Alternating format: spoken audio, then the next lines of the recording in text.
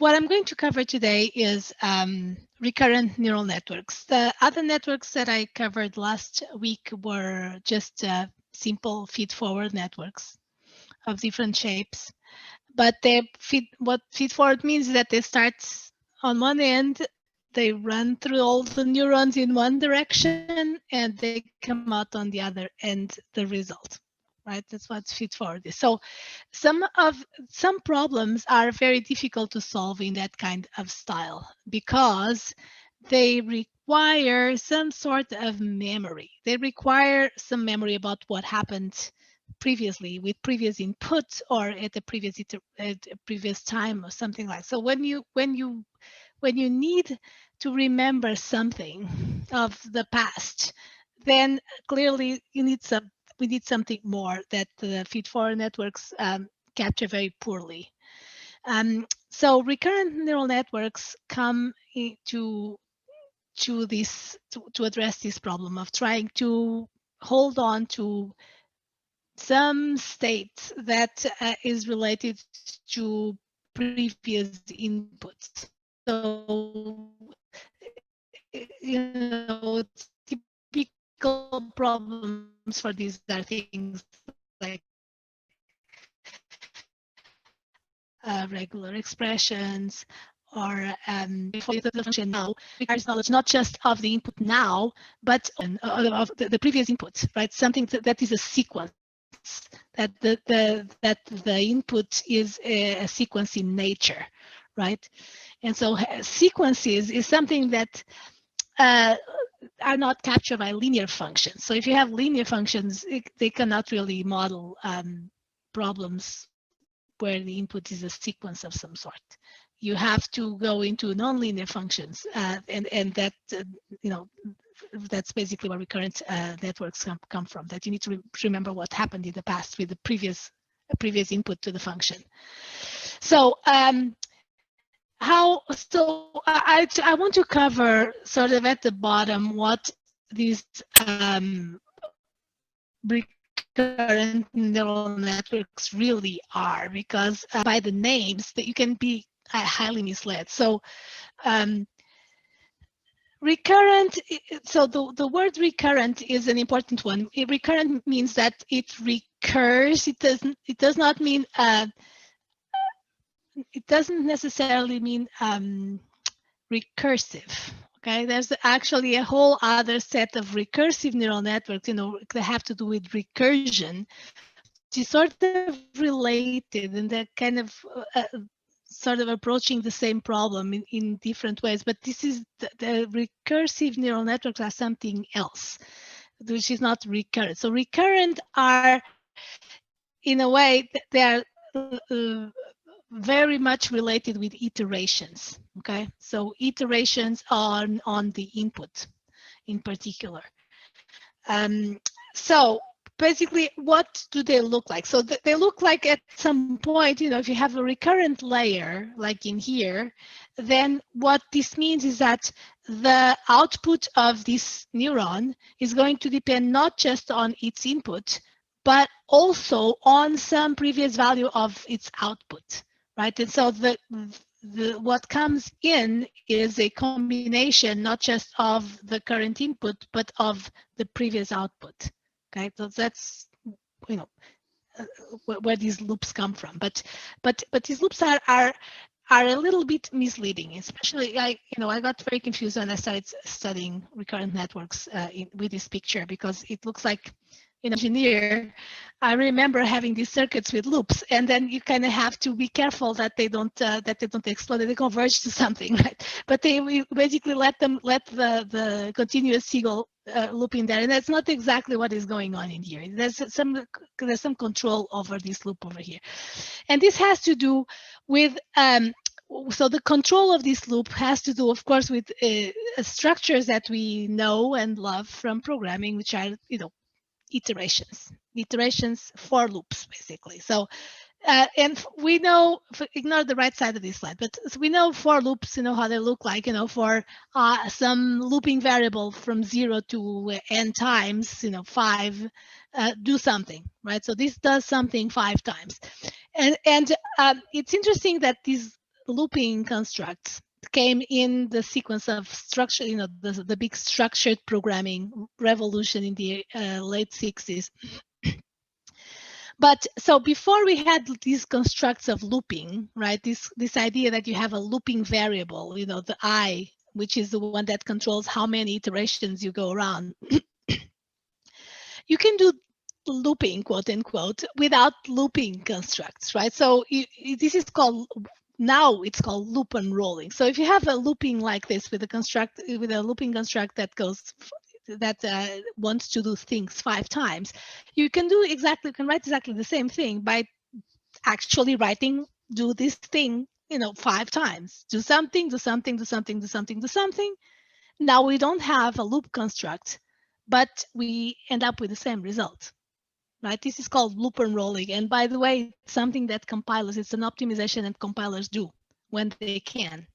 And the reason that they do this is because if you have something like this at the lower level, in assembly language, right? So we don't have to do the branching, right? Branching takes more time than not branching, right? If you need to do branching, it takes a little bit more time than if you don't need to do branching. So there's certain optimizations that can be done, especially in critical parts of the program, by unrolling the loops, that you get rid of conditionals to find if you are, is this the last iteration? If not, go back. So all of that logic of the loop control, the control of loop can be eliminated by doing loop unrolling, if you can. Not, you can't, compilers are not smart enough to be able to do this all the time. And so this seems pretty obvious that in the neural, you can do something like this. So in a neural format, which is you have some sort of a network, some F, a set of weights. And if you want to do that 5 times, then you just repeat that layer 5 times, right? That seems pretty obvious. And the idea is that in the neural world, functions are given by the weights of those edges, right? So what's going on in here is that this being the same function, what that means is that the weights are the same. So it's called what's called a weight sharing. So there's possibility in defining these architectures that certain layers share the weights, which means that instead of having 5 times the number of weights, we have only one set of weights that is shared 5 times. Okay, so it's the network's going to be smaller when you have what's called weight sharing. So this looks pretty peaceful, but there's more to loop unrolling, and you can see. So it's not as simple as this, because this is something that when you want to do something 5 times, that doesn't depend on anything. It doesn't depend on what number of the iteration you are on. It doesn't depend on any state of anything. So this is pretty simple and not, this is pretty trivial, but it's not usually what happens in loops. So typically loops are more interesting. So in particular, you have something, you can do something that depends on which iteration you are, right? So it depends a little bit on which iteration you are, and now the compiler should be smart enough to be able to unroll it like this, but this do something depends on some value, okay, some input, and it gets more complicated. So you could have something that you have some state outside of the loop, some state, and now 5 times you do something that depends not just on which iteration you are, but also on that value. And not only that, but the do something returns the value that's supposed to overwrite the value of D. So now this value is going to change as you go through the iteration. So it's a little bit more complicated with respect to the data flow going on in here. And moreover, this is even more complicated when if your input is actually a sequence of some sort. Then in many loops and this is certainly the case with things like regular expressions or things that that the input does not depend, that the output does not depend just on this particular input, but it depends on the inputs of prior iterations. So you do something that depends on the I, that depends on the value of the input one iteration before, on the value of the current value of the input, and on the value of the input one iteration after, for example, or choose your own indices. Okay, it could be 2 iterations before or whatever. So so it gets very, this is what real loops how real loops are, right? So it's not as simple as the first thing that I said. So this can get complicated. So the idea here is that in the neural world, the idea of looping, and I'm going to drive this discussion on the, suppose that you want to do something that the value of the output depends on not just the input of that particular point of the sequence, but on, for example, the previous two, okay, something like that. So the way to do that's what loops are. So some sort of recurrence of doing something, right? But that is going to depend on many things. So the way that this looks like in the neural world is that if you looked at a neuron, okay, so a neuron, the recurrent neuron that conceptually looks like this, basically you have the input, okay, the current value of the input, you had an output.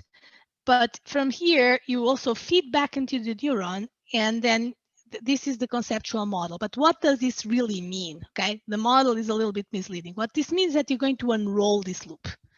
So you're going to unroll this loop in the following way. And I want to go slowly through these things. So first, you're going to unroll it in n, iterations, okay, where n, I will talk a little bit more about n. In this case would be 3, okay, but I will talk a little bit more about this. So you're going to unroll it. That's what unrolling means, is that you're going to have a same layer 3 times, right? And the same layer is given by this set of weights, the Wx, right? It's the set of weights that are facing the input. And these are going to be the same, okay? This is weight sharing over here. So this set of weights is shared among the different inputs, right? This is like the do something function, okay? This will be the equivalent to the do something function. But another thing that you'll notice is that there is another set of weights in these recurrent neurons. It's not just one set of weights, it's 2 sets of weights, okay? And these set of weights have to do with processing the output from the previous iteration, right? So that's what this means, that's something that the output for x0, the value at position 0, at the sequence 0, is given here. It can come out, but basically it also feeds to the next one, right? And in here, there's going to be a linear combination of both of these things. And both of these things are going to be involved in defining what's the value of the output for x1. And the same thing for something for x2, then this is going to be the weight for the output of the previous iteration. So this would be a situation where the value of the output at position n depends on the 2 previous ones, okay, on the 2 previous inputs. Okay, and so by seeing the 2 previous inputs is when we finally have our first output. Okay, so it's the first output of the sequence is something that depends on the 3 first, the 3 first inputs, and so on, and then it goes on. Things slide through the input, and then we'll have y1 when we see x1, x2, x3, etc. All right. So it slides through the input. So but so the other thing that I also want you to notice is that the input itself being a sequence, that's the important thing. The inputs are sequence, so the ordering is important. And basically each one of these unrolled loops is given a value of the sequence. This is very similar to something like this, right? This is very similar to something like this, where you do something and that do something depends on values, a sequence, a window of values on the input array. All right. So that is basically what is going on in here. So the interesting thing here, so a few more considerations. How do we define the number of loop unrolls? Right? How do we define these number of recurrent layers? And And that is quite a puzzler, honestly, in these APIs. I thought it was something that you could define in the API of these recurrent neural layers, but it's not. So it's not something that you can set up as a parameter of the layer, but it's given implicitly in the shape of the input. So the shape of the input defines what's the size of the N, how many of these loop and rolls you have. Okay, and this is really, really weird. Honestly, I don't know why they did that, but it's just like, it's a really weird API. I can totally see a much, much better API that would have the N as a parameter of the layer, and then would automatically rearrange the input for that kind of a layer. So this is the part that I can only explain this by going to the code.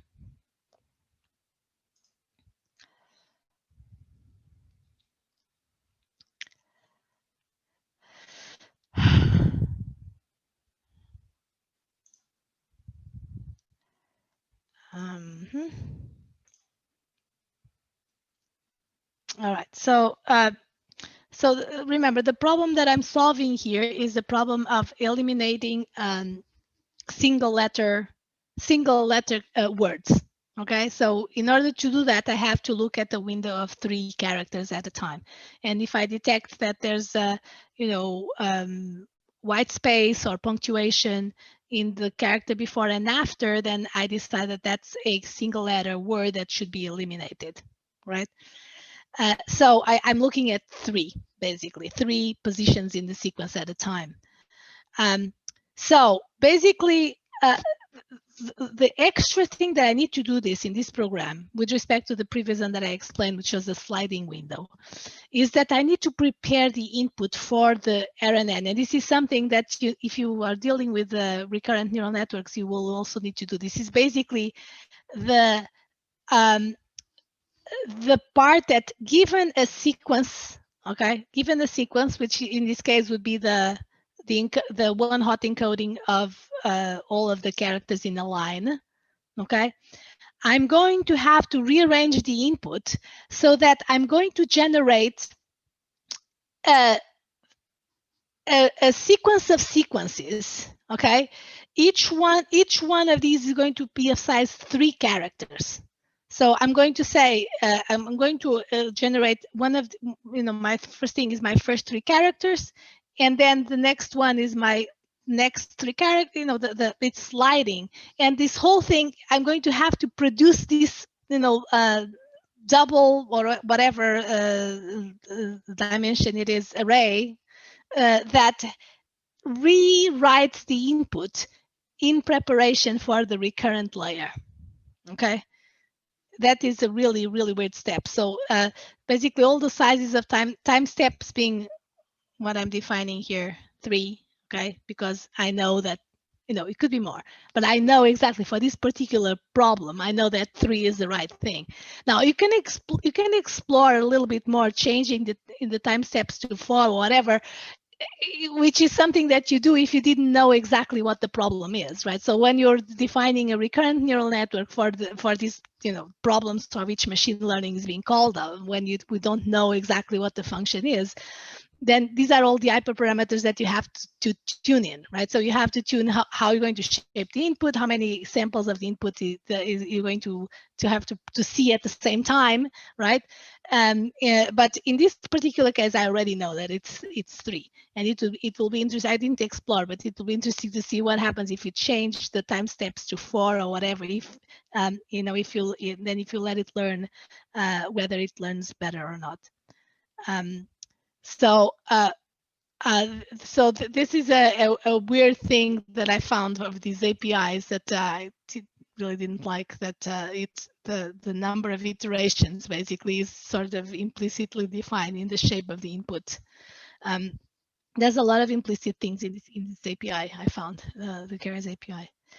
But the interesting thing is that what's going on in here in these recurrent neural networks is like in as if you would have a loop in normal programming, where you're going to learn a a lot of things. So you're going to learn the discount of the input. Like you're going to learn, how much of the previous input should I take into consideration in order to guess right what the right output for this particular character should be, right? So you're going to learn a lot of kind of what should I remember, how much weight should I give to the character two positions before, how much weight should I give to the character 3 positions before, whatever, in order to do the right thing, to fit the data for which I am given. So those are the things that the network is learning, which is kind of an interesting thing, right? So when we program, we specify exactly, okay, so it's the position, it's the value of a position before and the other at position 2 before, and it's exactly those values. Or we can say it's 0.5 of the position before and it's 0.25 of the position 2 times before. So when we program in normal programming, we are the ones who set those parameters. So when we do these loops in neural networks, the network is learning those parameters, right? It's learning how much should I give, here to the previous one, right? And how much should I give here to the previous one? So those are the things, all things that are going to be learned by the network, which is kind of an interesting thing, I think. So let me see. Your exercise, forget what I asked you to do. Assignments.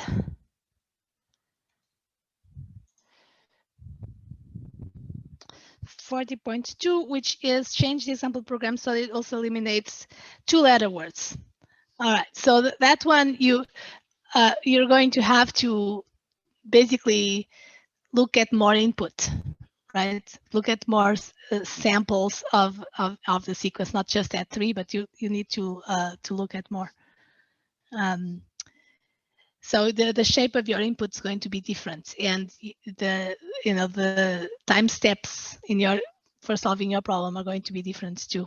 So the number of times that you're going to iterate is going to be different. Okay. Any questions about recurrent neural networks?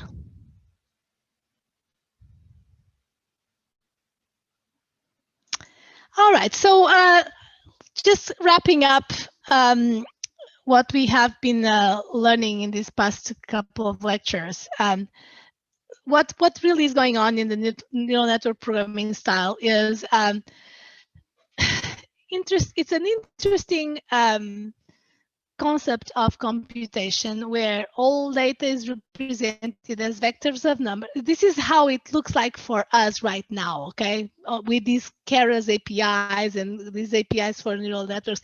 I suspect that some of this is going to change as it evolves, but the kind of style that the Keras and TensorFlow exposes to us programmers of these systems is something like this. So all data is represented as vectors of numbers. Again, you could imagine different higher level APIs that, when you have characters or strings or something, it would be, you wouldn't even need to encode yourself, right? So the API encodes it in whatever encoding you tell it to use. So a much higher level API, but that's not what's going on right now. It's the APIs out there are pretty low level. So all data are presented as vectors of numbers. A network is a chain of pure functions. Each layer is a function over the vectorized data. These functions are linear algebra transformations expressed as multidimensional vectors, right? So the weights. Typically, the word network architecture and the hyperparameters are explicitly specified. So what does that mean? Is that it's up to us programmers to define exactly the shape of the network, what kinds of layers we want, how, there's advanced APIs in Keras where you can set up, interesting network configurations where we have two networks as input and they kind of merge on a bigger layer, and there's all sorts of interesting things that you can do. So all of that right now needs to be done by us programmers. Although there's a lot of work out there in the neural network world about trying to learn, right? So basically then you can also have trained networks that kind of try out several hyperparameters and figure out which ones are the best. So you could also learn that part. And basically with learning, the exact values of the weights are inferred during a training phase with input-output samples. Without learning, we have the shape of the network and we set the weights ourselves, right? By the power of our intellect, we know exactly what those weights should be, and then you have a neural machine that does exactly what we want. But when the problem is not trivial, when we don't, when the logic kind of eludes us, then we can turn in the training part, and then the goal of the training data is to infer the weights, the best possible weights for the network, so that it covers or explains the data that it has seen. So I find neural networks quite intriguing because they are machines for analog computing. And it's funny that we are simulating analog computing in digital computers, right? So, when we use Keras and TensorFlow, those run on digital computers. So they're not really analog. But the model of neural networks is pretty much analog computing, if you think about it. So it's a lot more similar to stuff that I did as an electrical engineer in electrical engineering, my program, in the circuits that have continuous signals. A lot more similar to that than with the Turing machine, for example, or much less the lambda calculus.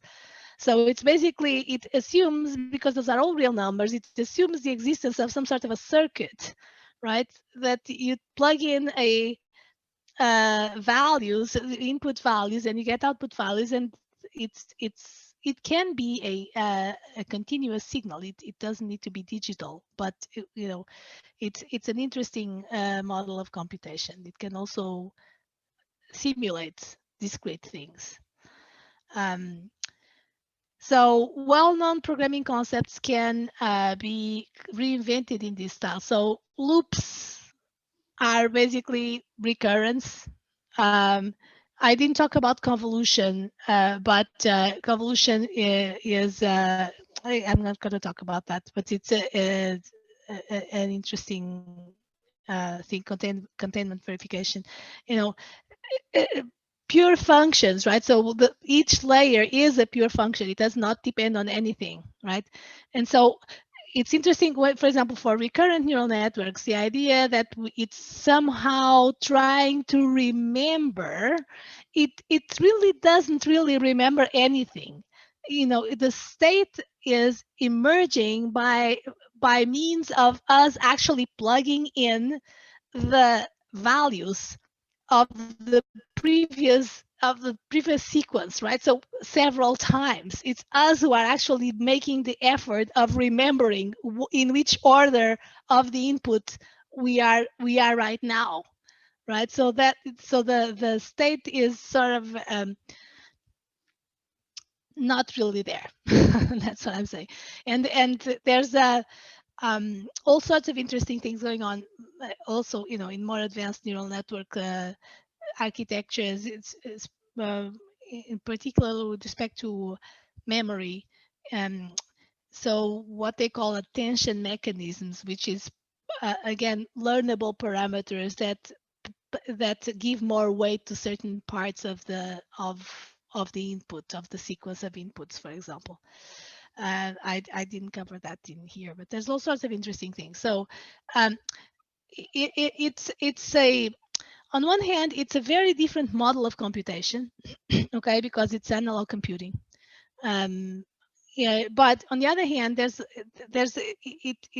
find that the kinds of terminologies that are being used don't help in kind of mapping to certain computing concepts that we already know.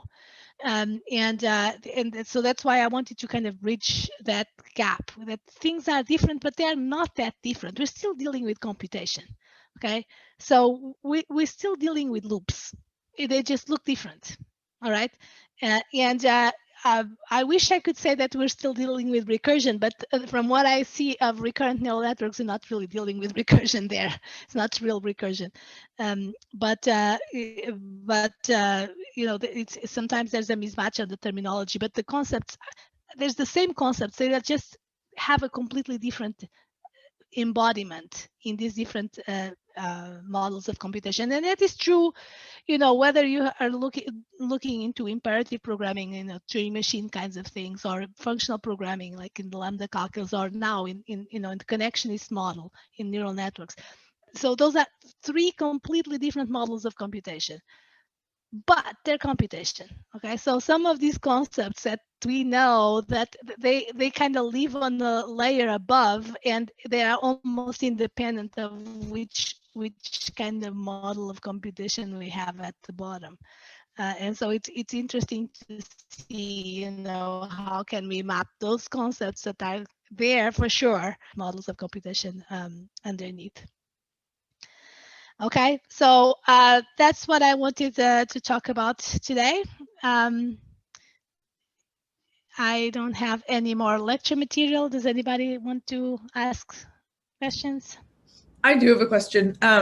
With neural networks, since you're kind of saying that the architecture for it is more built for like analog machines, will they not really reach their full potential on like a digital architecture? Like, would they have to be on like a different physical? You know, that's a really good question.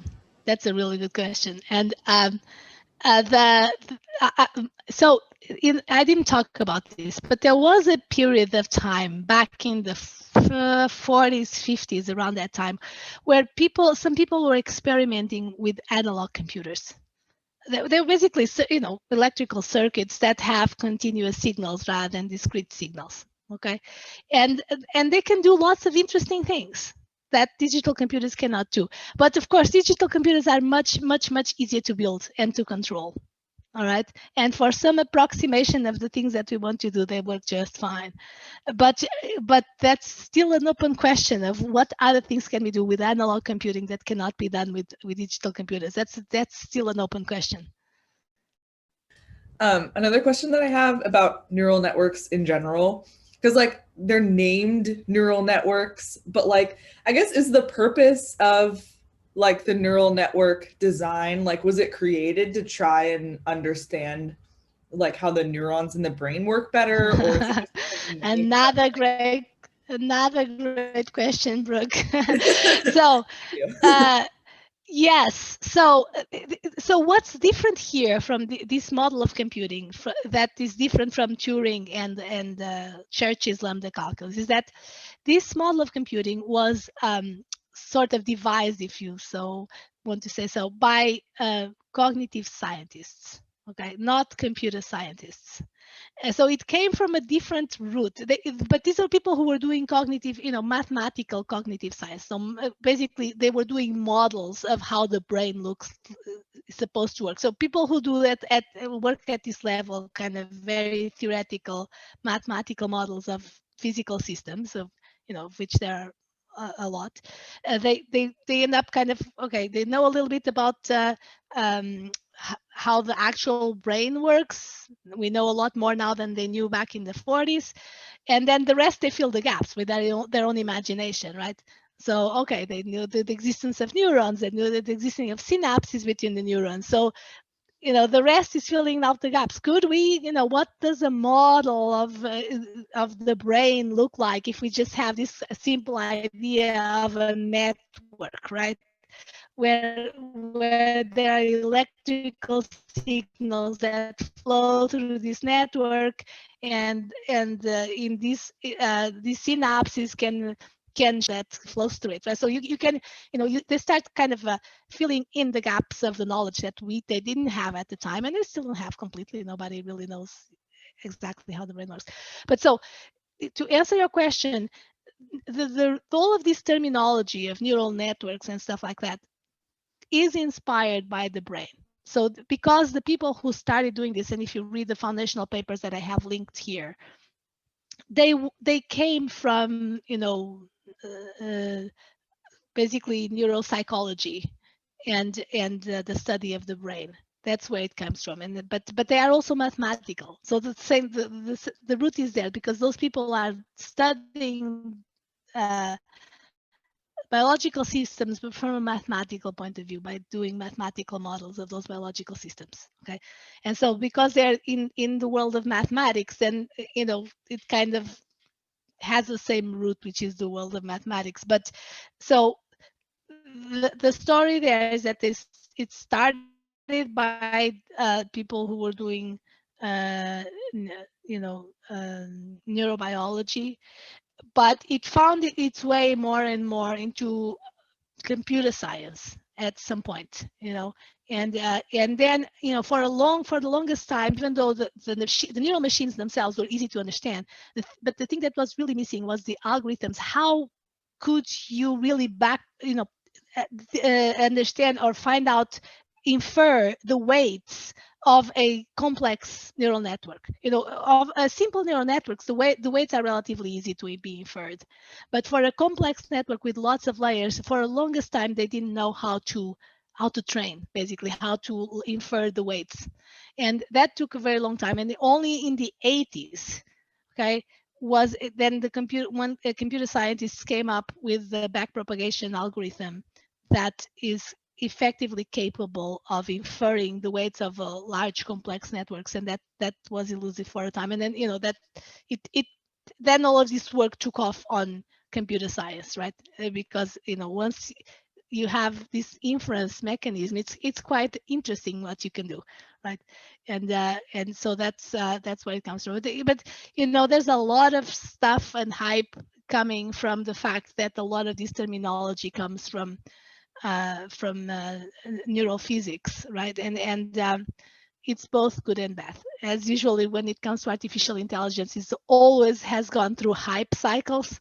You know, there's several hype cycles that then bust, and it's because people, you know, the scientists, the computer scientists, keep making this wish that what they're doing is what the brain is doing. It's a wish at this point. It's not exact. It's not like that at all, because we don't really know how the brain works. But you know, it's a tantalizing possibility that the brain works like a neural network that we have right now. Clearly, there's a lot of stuff that we don't know, right? There's still more that needs to be modeled and captured by these neural networks, but it's a tantalizing possibility, right? So Aditya says, seems like neural networks take elements from both functional and programming and OOP. Yeah, they do. I think they do. As a functional programming is pretty obvious, right? So each of these layers is a functional layer. And then the more imperative things like iterations, for example, come from, you know, the shaping of the input, preparing the input for certain ways that we want the network to work with. So yeah, in particular, it has a lot to do with array programming, because all of these things are arrays anyway.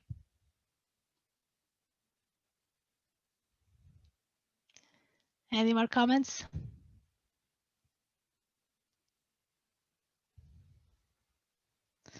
I just want to finish off this neural network part. And I don't know how many of you have actually taken a machine learning course. I want just with a word of caution, and as usual, as it relates to the hype cycles of artificial intelligence. So I added this part to my book on neural networks because I was really curious to see how they relate to the the notions of computing and the programming concepts that we all know. And there's a lot of things in there. They just look very different, but there's a lot of common ground. But you know, I just want to caution, because it is a tantalizing possibility. Okay, so these are really interesting systems. Intellectually, they are very interesting. They're really interesting systems, and if you think about it, and it makes you want to believe that the brain somehow works like that.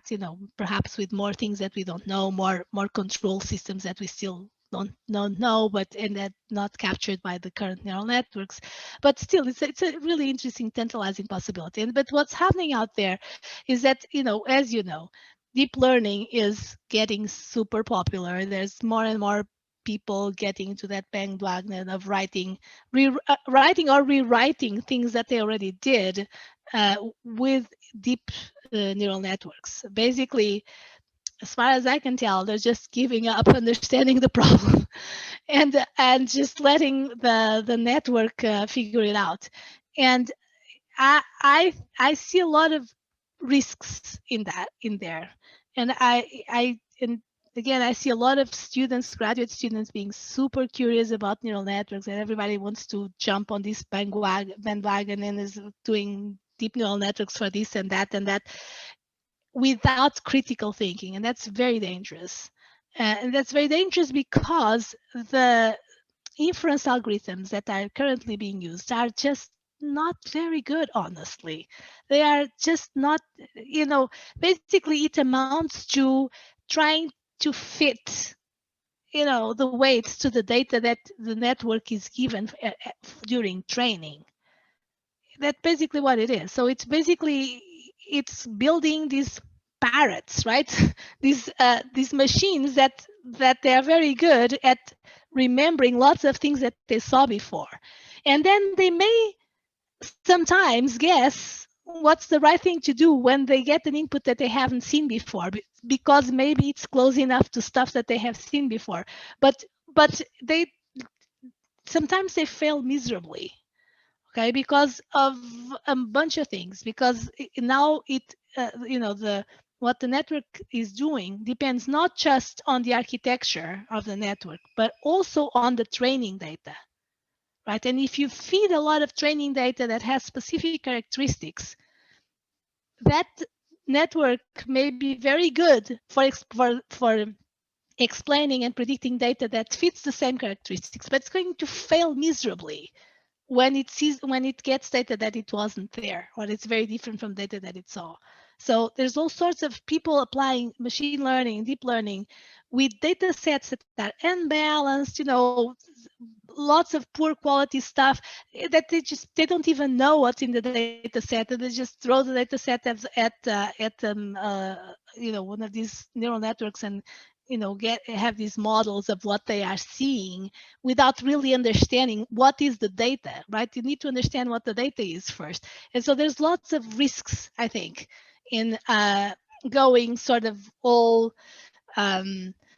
fun base on neural networks and deep learning without really, with your eyes closed and being completely mesmerized by the technology without having critical thinking about what you're really doing, because there's lots of stupid things being done out there. Okay, I'm just going to call it. It's just stupid.